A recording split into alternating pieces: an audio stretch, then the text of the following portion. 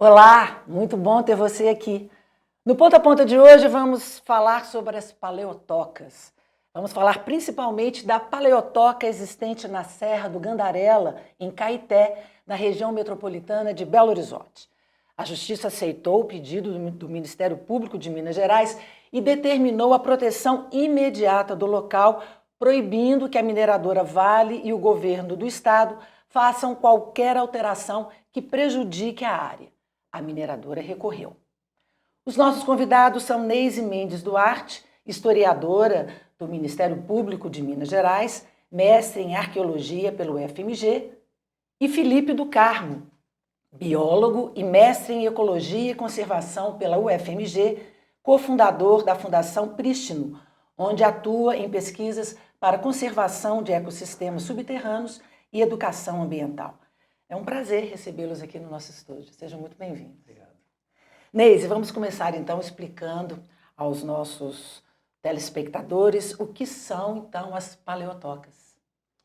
Bom, vamos lá. Vamos começar pelo termo, né? Paleo, de antigo, e toca, né? De casa, de abrigo, né? Então, as paleotocas, elas são uma espécie são cavidades que evidenciam ações da megafauna extinta, né? Ou seja, elas são estruturas que foram escavadas, né, por animais chamados ou mais conhecidos como animais pré-históricos, né, que escavaram, né, aquela cavidade na rocha, né? No caso aqui da paleotoca do Gandarela, na rocha ferruginosa, né? Mas é isso incrível de imaginar, né? Você entrou na paleotoca? Entrei na paleotoca. E aí, qual foi a emoção, a sensação? É muito interessante, assim, né?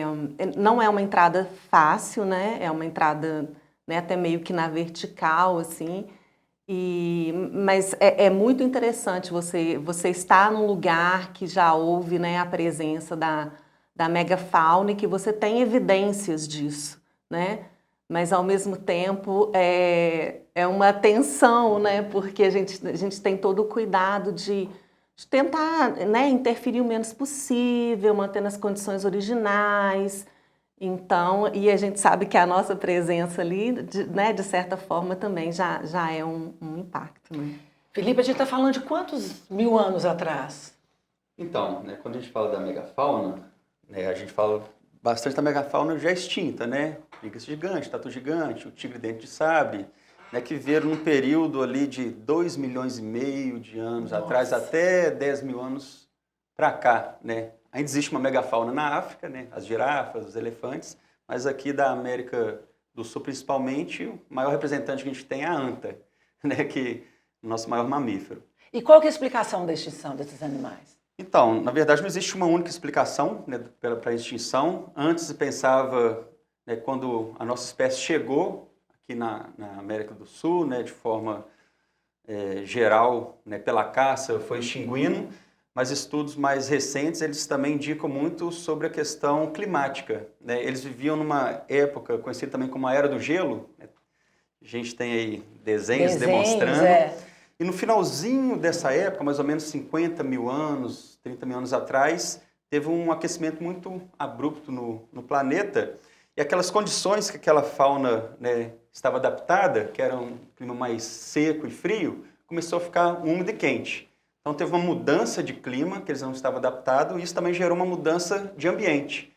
Aqui no Brasil, na época, era muito comum uma savana, um cerrado, onde esses animais que eram muito grandes se locomoviam, e começou a dar, né, um espaço mais para florestas. Então, essa junção, né, de mudança climática, mudança ambiental, e ao finalzinho ali também, né, essa convivência com os homens, trouxe a extinção aí várias espécies da megafauna. A gente está falando de quê? Dos tatus, das preguiças? Os tatus gigantes, né, as preguiças gigantes que tinham, hoje tem só os remanescentes menorzinhos, tigre-dente de sabre, existiam ursos aqui na América do Sul também, né, os mastodontes, que são parentados ali com os elefantes, né? Então toda essa fauna existia aqui. Qual que é o tamanho, Felipe? Quando fala gigante... Gigante, né? Imagina uma preguiça hoje em dia, né? Um bichinho ali, né? Não chega a 1 metro, talvez.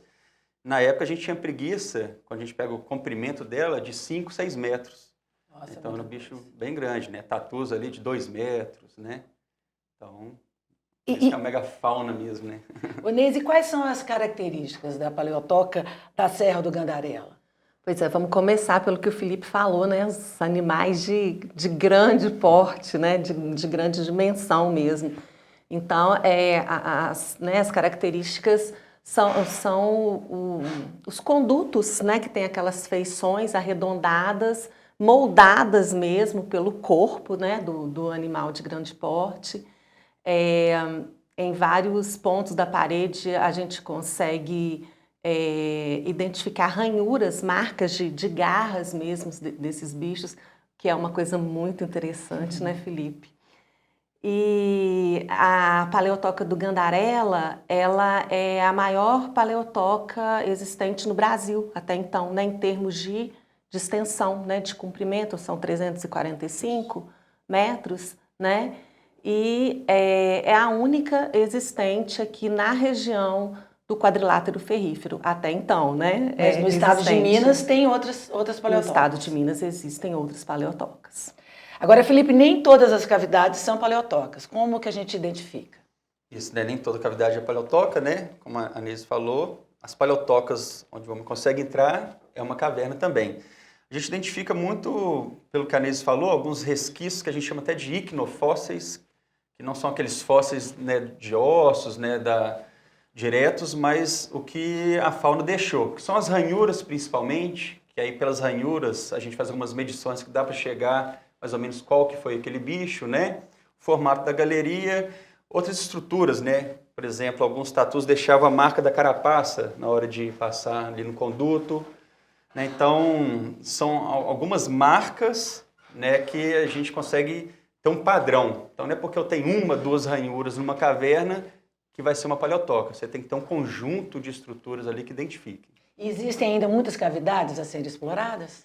Cavernas, sim, né, e paleotocas também, né? No Brasil, nós temos aí um pouco mais de 23 mil cavernas registradas. Em Minas, detém 50%, mais ou menos, dessas cavernas. E paleotoca, né, temos aí um pouco mais de 2.000 paleotocas registradas no Brasil. 99% ali no Rio Grande do Sul e Santa Catarina, mas tem também São Paulo, Paraná, Rio de Janeiro. E agora a gente encontrando também em Minas, né? A paleotoca de Gandarela e 22 paleotocas que a gente já encontrou no norte de Minas também. E por que no sul do país tem mais? Tem uma Pode explicação? ser por um viés de pesquisa que o grupo, né, é de lá, mas também pela formação, né, litológica ali das rochas, né, pode ser um intuito. Também é uma pesquisa a se fazer. Por que que está concentrada muito no sul e no restante do Brasil a gente encontra fósseis de preguiça gigante, de tatu, mas não encontra paleotoca? A gente faz agora um intervalo. Na volta, vamos falar sobre a importância de se preservar esse patrimônio.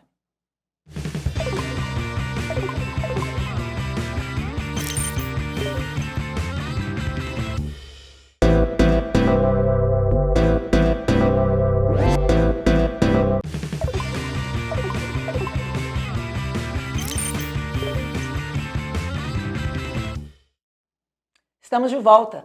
Hoje o Ponta a Ponta fala sobre as paleotocas, um tesouro de mais de 10 mil anos atrás.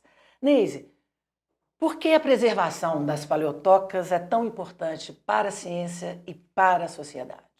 Bom, eu vou pedir licença para ler um trecho aqui. Pode, Cristiane? Claro, claro. Porque eu vou introduzir essa resposta com um trecho da Declaração Internacional dos Direitos à Memória da Terra. Foi um documento redigido na França em 1991 e o Brasil é signatário desse documento, né? E essa declaração ela registrou que a Terra guarda a memória do seu passado, uma memória gravada em níveis profundos ou superficiais. Nas rochas, nos fósseis e nas paisagens, a Terra preserva uma memória passível de ser lida e decifrada. Então, a importância da paleotoca é o valor cultural, científico dela, para a gente compreender essa história, né, geológica e paleontológica do planeta. E qual que é o papel, então, do MP e o trabalho de vocês na defesa desse patrimônio? Pois é, a nossa coordenadoria, ela atua em diversas frentes ou categorias, né, de patrimônio, como preferirem falar. desde o patrimônio arquitetônico, né, que normalmente é o mais conhecido, igrejas e casarões, né, mas também tem a questão do patrimônio arqueológico, do patrimônio arquivístico, do patrimônio espeleológico e, né, do patrimônio paleontológico, que no caso da paleotoca, né, associado espeleológico e paleonto. Bom, o que acontece? A nossa coordenadoria, ela atua no sentido de defender a proteção e a preservação desse patrimônio, né, que constitucionalmente, né, é protegido, nos termos da legislação que estabelece as diretrizes de conservação desse patrimônio. Ô Felipe, qual que é a atuação do Instituto Prístino? Então, o Instituto Prístino é um instituto de pesquisa do terceiro setor, então, diretamente, não tem como a gente fazer uma recomendação, uma ação. A gente atua de duas formas, dando apoio técnico a instituições, como o Ministério Público. Como parceiro do MP. Isso, né? O Ministério Público tem essa prerrogativa de pedir instituições, né, algumas análises, mas a gente atua muito na parte de pesquisa e educação, né? Só um exemplo, no norte de Minas, onde a gente já encontrou 22 paleotocas, a gente trabalha lá há uma década, e a gente sempre, quando faz um projeto de pesquisa, a gente vincula um projeto de educação nas escolas rurais, nas comunidades. E, ao fazer isso, né, a gente mostra para aquelas pessoas a importância ambiental daquela região. E lá, no caso, existe um quilombo também, o quilombo do Peixe Bravo, onde tem, né, várias paleotocas vinculadas, que eles foram até a Câmara Municipal de Riacho dos Machados, né, para, de alguma forma, proteger. Então, em 2021, nós fomos convidados a escrever um projeto de lei junto com a comunidade de vereadores, né, para proteger uma região onde estão as paleotocas, algumas cavernas, e esse projeto de lei virou uma lei municipal, né, com o intuito de transformar aquela área ali, né, turística, de interesse de pesquisa, interesse coletivo. Né? Então, um trabalho de educação, né, educação ambiental, virou uma lei municipal de proteção. Pois é, eu ia te perguntar justamente para você falar da importância de se criar políticas públicas para a conservação. Sim, isso é bem importante falar, porque existe, né, uma legislação que dispõe de proteção das cavidades, né, um decreto federal, 99556 de 1990, que ele foi alterado alguns artigos em 2008, pelo decreto 6640, mas esse decreto ele é muito vinculado ao licenciamento ambiental. Né? Ele fala que, durante o licenciamento ambiental, o empreendedor tem que fazer alguns estudos e cada caverna estudada ela pode ter 4 tipos de relevâncias, né? Baixa, média, alta e máxima relevância. Resumindo, só as cavidades de máxima relevância, o empreendedor não pode causar nenhum impacto negativo nem na caverna nem na sua área de influência. Mas e as outras? As outras podem até ser suprimidas e serem compensadas, mas qual que é a análise que a gente tem que fazer? Esse decreto ele não cria uma área protegida na caverna de relevância máxima. Ele só impede que a atividade cause algum impacto negativo. Qual que é o problema disso? Né? Em 2022, tivemos um outro decreto federal que revogou, esse que eu acabei de citar, que é o 10935, que ele modifica, né, toda essa parte, inclusive ele permite supressão em cavidades de relevância máxima. Né? Esse artigo específico ele está sendo analisado pelo STF, por inconstitucionalidade, mas o interessante é a gente perceber que cavidade de relevância máxima não garante uma proteção. Então, nós temos que pensar em uma área protegida para aquela região. Né? Quando a gente fala de paleotocos, a gente tem todo um contexto não só do licenciamento ambiental, mas o contexto de patrimônio material, imaterial, paisagístico. Então, criar uma unidade de conservação, conforme a lei do SNUC, ou um tombamento, né, é o ideal para esse tipo de cavidade. Então, na verdade, é uma lei que não protege o ela que deveria ser protegido. Até ela estar em vigor, né? Como a gente viu, teve um decreto que já tentou alterar essa proteção, vamos dizer assim, das cavidades de relevância máxima. Né? Então, o ideal é criar realmente uma área protegida, ou seja, uma unidade de conservação, ou uma lei municipal, igual foi em Riacho dos Machados, ou um tombamento, né? Fora do parâmetro de licenciamento ambiental. E aí tem a ação do MP, né, Neise? Exatamente. No caso da paleotoca mesmo do Gandarela, o MP ele atua pelo tombamento da cavidade. Porque é o que o Felipe falou, né? A gente não, o tombamento ele é um instrumento de proteção específico, né, do patrimônio cultural ali. Então, ele garantiria para essa estrutura uma proteção mais rígida que os demais instrumentos, né, ou diretrizes, né, previstas na legislação espeleológica. Então, o tombamento, ele embora, né, seja, né, a gente conheça ele com relação a bens arquitetônicos, né, prioritariamente, mas o Decreto-Lei 2537, né, que é conhecido como Lei do Tombamento, ele prevê que se equiparam aos patrimônios protegidos os monumentos naturais notáveis, as paisagens notáveis. Então, a paleotoca, ela é, ao ver, né, do Ministério Público, um bem passível de ser protegido pelo tombamento. Então há essa possibilidade Há mesmo? essa possibilidade. E quais são os trâmites até o tombamento? Assim, Nossa. O caminho é longo? O caminho é longo, o caminho é longo. Né? A gente está aí numa disputa, né,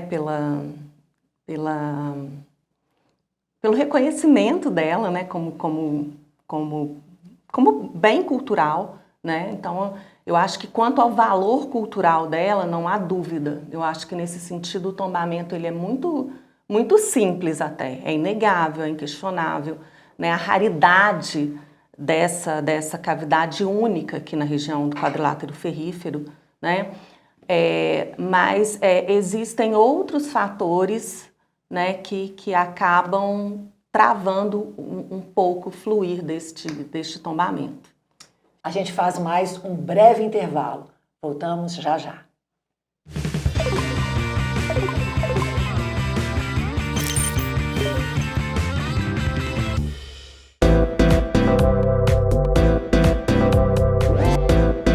TVMP, em todo lugar, ao seu lado.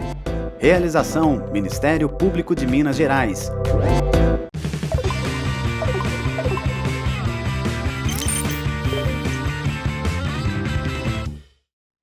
De volta ao Ponta a Ponta, que hoje fala sobre as paleotocas. A mineradora Vale recorreu da decisão que determinou, a pedido do MPMG, a proteção da paleotoca em Caeté. A mineradora diz que quer esclarecer alguns pontos da decisão. Neise, mas essas cavidades elas são muito sensíveis, né? O que a atividade mineradora poderia causar? Bom, de modo geral, os ambientes cavernícolas são ambientes de fragilidade, né, Felipe? E as atividades mineradoras são atividades de impacto direto, né, sobre o solo, desde a supressão da vegetação até a movimentação de terra, de maquinaria pesada, né, vibrações.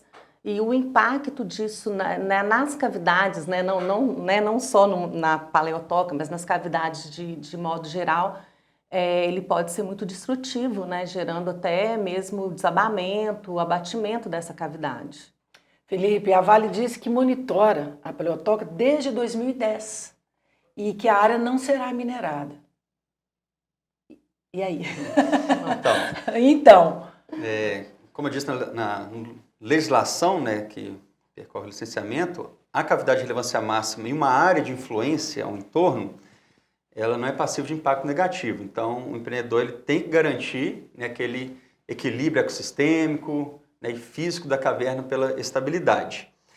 O que a gente percebeu, a gente já fez algumas visitas, né, na paleotoca, é que tem basicamente dois problemas, tirando toda a parte da mineração quando ela foi instalada, né, atualmente. Existe uma estrada que fica a 20 metros da paleotoca, né, está quase que em cima dela mesmo, que os próprios documentos do empreendedor ele já indica que esse fluxo, né, de automóvel já causou alguns desplacamentos, pequenos desplacamentos da parede e do teto. Né, isso modifica a característica da paleotoca e da caverna em si. Além disso, né, tem uma visitação desordenada, né, na cavidade. Né, a gente vê muito pisoteamento no chão, que prejudica a fauna também da cavidade. Né, a gente fala da paleotoca, mas existem diversas espécies endêmicas dessa caverna que também dá relevância máxima. Então, o chão já está muito compactado, é uma pessoa que não tem, né, a técnica de andar dentro de uma caverna, ela vai esbarrando nas paredes, vai descaracterizando aquelas feições, né, da paleotoca, das garras. Ela foi descoberta, então, em 2010, já tem um tempo já. Isso foi por volta, né, de 2010, 2009, durante, né, a fase de licenciamento do estudo de impacto ambiental, foi encontrada a caverna e, posteriormente, foi confirmado que era uma paleotoca. Na verdade, ela deveria estar já protegida desde o início da descoberta dela, né? Né, como é um terreno, né, do empreendedor, né, existem placas, né, na caverna, mas pelo que a gente percebeu, né, tanto nas visitas como lendo os documentos, né, de monitoramento, a parte de visitação, né, de transporte ali na estrada ainda causa esses pequenos impactos, mas que aos poucos vão descaracterizando e impactando negativamente, né? E esse foi o trabalho do Instituto Prístino, né? Detectar, entrar na cavidade e detectar essas alterações. Então, nós já fomos lá 3 vezes, né? Uma vez nós fomos com o Ministério Público, já fomos com pesquisadores da UFMG, com o SECAV, né, que é o órgão responsável por cavernas no Brasil, que pertence ao Instituto Chico Mendes, para dar esse apoio técnico mesmo, né, nessa análise tanto interna da caverna quanto externa também, né, ao entorno ali. E o projeto Apolo? É um projeto que está em licenciamento. Você acha que esse projeto da Vale também pode colocar em risco a paleotoca? Então, tudo depende muito como é que vai ser a conformação desse complexo minerário, onde vão estar as cavas, né, as estruturas.